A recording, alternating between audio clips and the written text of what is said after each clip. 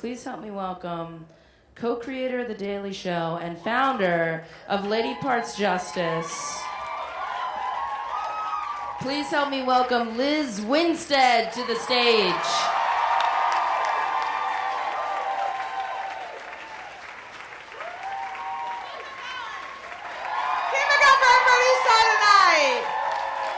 Chelsea, Michelle, Joelle, Lucy, Shreya, I'm going in the wrong order, Renee, Michelle again.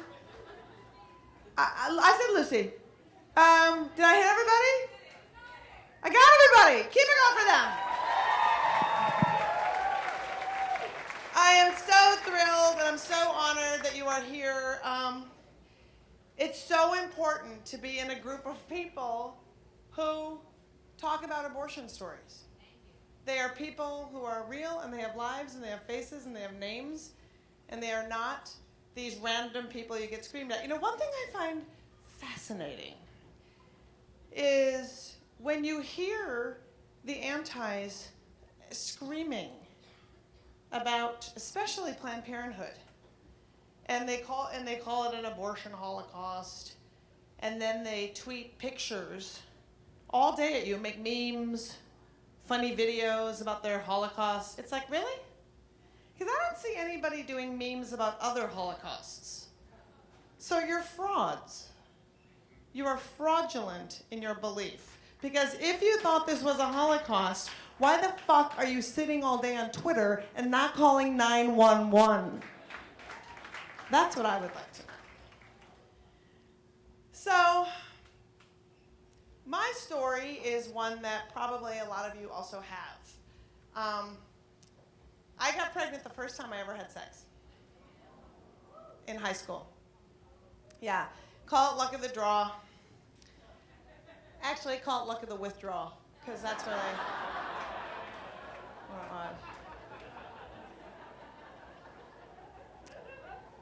I'm the youngest of 5 kids from a Catholic family. I was 16, and when you're 16, man, you got it all figured out, right? You know shit.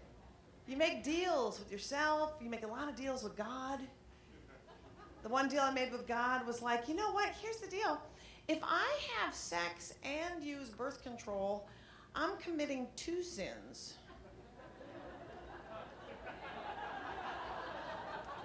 So I'm gonna not commit 1 sin, and it would be dumb to have it be the just take the pill and not have sex sin. That would be, that isn't a plan at all. Unless I just want a beard in high school. Not that there's anything wrong with a beard, I just didn't happen to want one. And I grew up in Minnesota. Minnesota, oh my God, I love Minnesota in the house. Passive aggressive, hello, welcome. Nothing better than Minnesotans not telling you how they really feel. It's great. It's a great place to grow up. My boyfriend was a hockey player, of course. I know, super awesome. And so I just couldn't imagine that I would get pregnant because I wasn't one of those girls. I was on the dance line. I was the captain of the dance line. Yeah. I was Marion in The Music Man. I could sing and had pom-poms in my room. These things were just not gonna happen. I was not that girl. You know, the girls that got pregnant in my high school were the girls that had bleach blonde hair, and their boyfriends would like swim in the lake in their jeans. And somehow their cigarettes never got wet. That's who always got, it was like that girl. She had a banging bod and then she just got knocked up. It just couldn't be me, right? And I just thought, well, I didn't get my period. I thought, well, it's just probably because I'm busy. You know? I was blessed with being the lead in the school play and the captain of the dance line. So God said, you know, you just shouldn't bleed this month because you're busy. You're busy.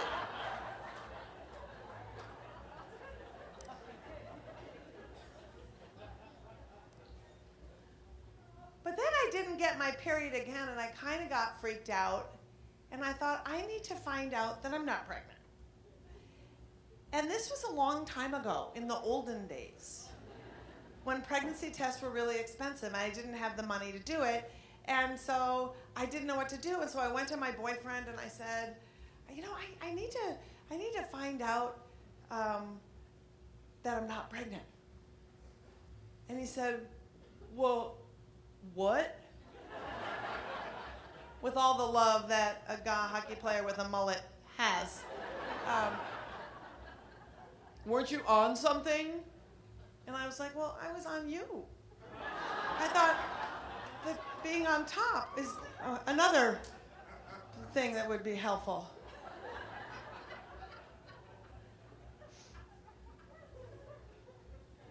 And he was like, well, fuck it. Well, fuck this. What do you want me to do? And I was like, I guess nothing. Because we're from Minnesota. And why should I burden you with your seed in me thing that probably isn't a thing? So he said, well, you're on your own, because I can't fucking deal with this. And I was like, okay. And then my head just got really heavy, you know, when you just like are in denial and then the weight of the world and your head sort of turns into a medicine ball. And I got on the bus and I saw a sign between a couple of ads. I think one was for like, you know, we treat feet, and the other one was for probably a breast augmentation. And it was a sign that said, free pregnancy tests, choices, options. And I was like, free, and choices, and options. And it seems like it's super close to my parents' house. So I got off the bus, and it was really like 4 blocks from where I lived. And I never noticed it before because it was a house. It was just a house. And I went in, and you know, it kind of looked like my parents' house. It had some of that like Catholic artwork on the wall, you know, those praying hands that are cut off at the wrists, they're mounted. They're kind of like to help you, can't.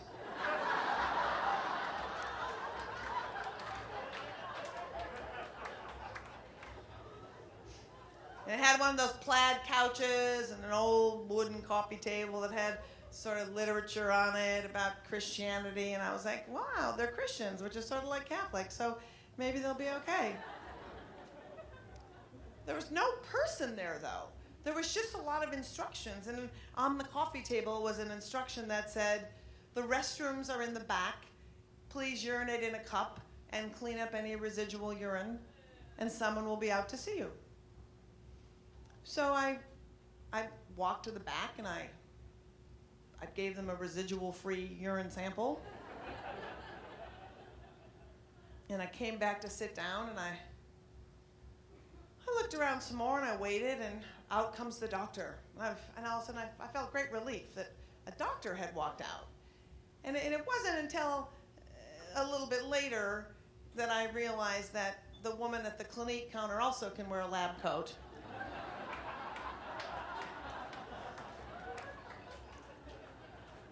And that she wasn't really a doctor. And she came out, she was carrying this huge book. And she said, your test came back, and it's positive. And I was like, yay! Like, positive for me, I thought, because I'm 16. And positive means a good thing when you're 16. And she said, good, well, you're going to be a mommy. And I was like, that is not positive. That is not positive for me at all. And she said, and I've got some photographs of what your baby looks like. And she opens up the book, and it's the same mangled there's one picture of a mangled stillborn baby that they've used since time immemorial. You've seen the one. And she said, this is the size of your baby now. And I'm like, is that taken from the pee? Because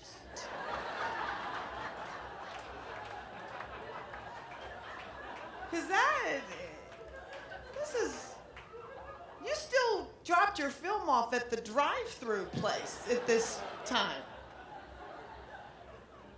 And then she turns the page of the book and she says, and this is the size of your baby now, and it's a 6-year-old kid on a bike.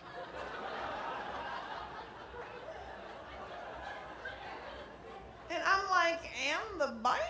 Like, that is a lot of gear. I got a 24-inch waist at this point. I have no idea how that happens.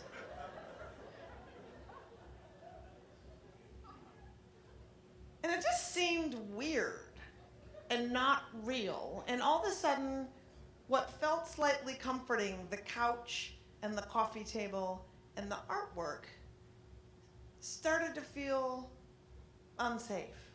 And I started to feel like, I'm 16, but this isn't making any sense and you're kind of freaking me out. So I said, well, what are my options? And she said, well, you can carry the child to term and keep it, or you could carry the child to term and give it up for adoption. And I'm like, that's just two. You should have said 2 options on your sign, not options. That would indicate a menu of options. And then I said, which I could not believe I said, what about abortion? I had never thought about abortion. I was 16. I never thought about it. I wasn't going to get pregnant. I was popular. I had the pom-poms. Remember? I was on top. This was not happening. But I said it. It came out of my mouth. And then she said something very interesting. This is 1979. And she said, oh, abortion's against our law. Our law. Not the law. Our law. What did I hear? The law. And then I got really freaked out. And then I thought, what did I write on that piece of paper when I signed in? Did I write my name and phone number and address? Was I asking this person to break the law? Am I in trouble? Is something going to happen to me? And I didn't know what to do. And I looked at her and I said, it's against the law. She said, it's against our law. And I said, I can't be pregnant. I don't have a boyfriend anymore. I can't be pregnant. And she said, well, you are. And I said, well, I think I need time to think about all this.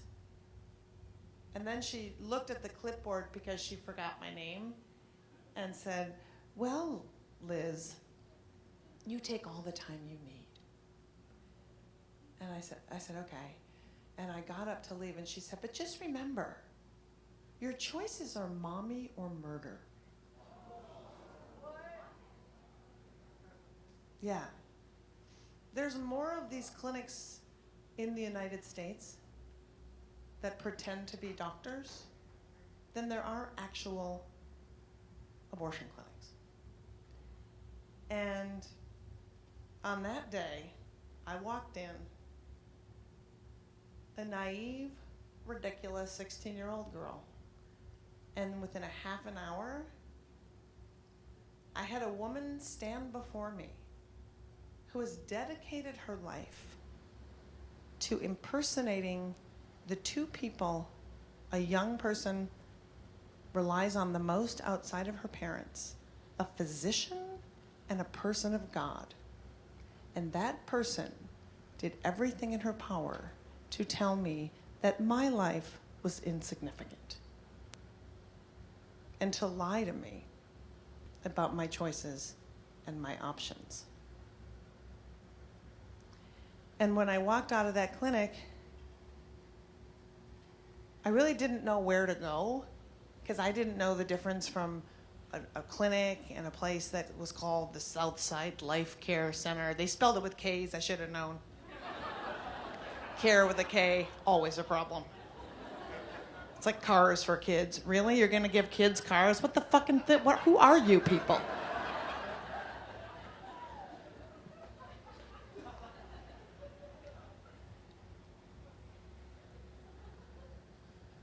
But it was just shocking to me that that woman never once asked me about myself. Couldn't sense at all that I was totally ill-equipped. I hear so often, motherhood is the hardest job in the world. And if it is, why would you force a 16-year-old to do it?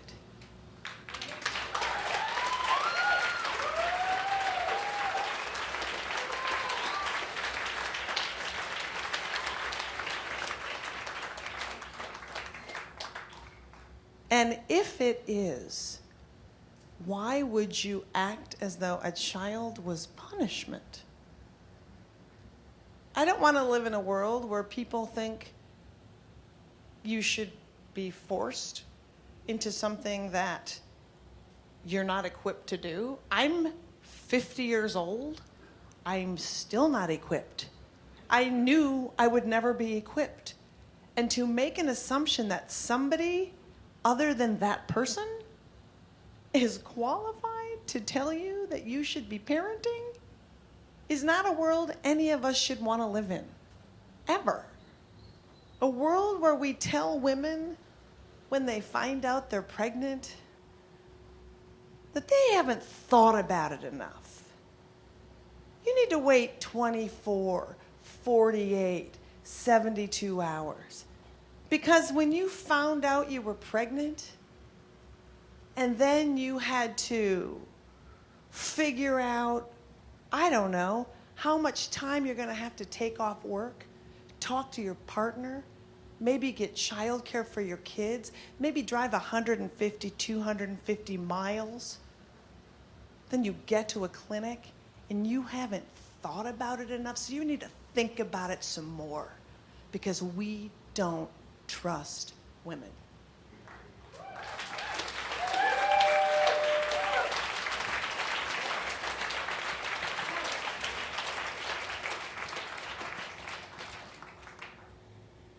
By being here tonight, you've made a simple statement that you trust people who need to have abortions.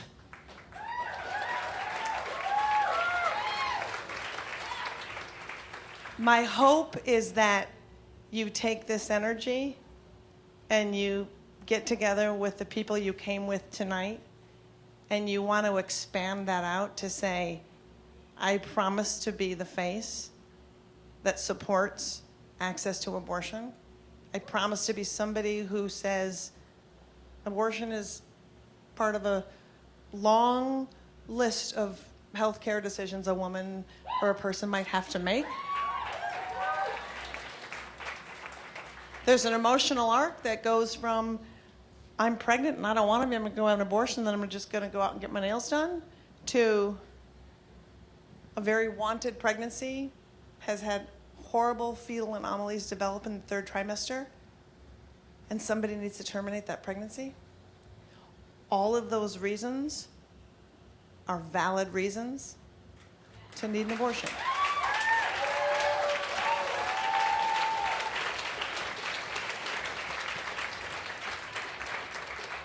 And the last thing I'll say is we need to reframe the conversation to talk about abortion as a human rights issue.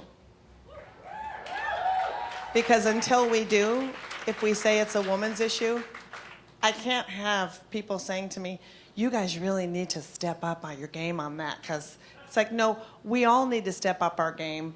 Because if people are forced to not be able to fucking live their goals and dreams and make choices for how they can be the best person that's taking up space on this planet, that is everybody's problem.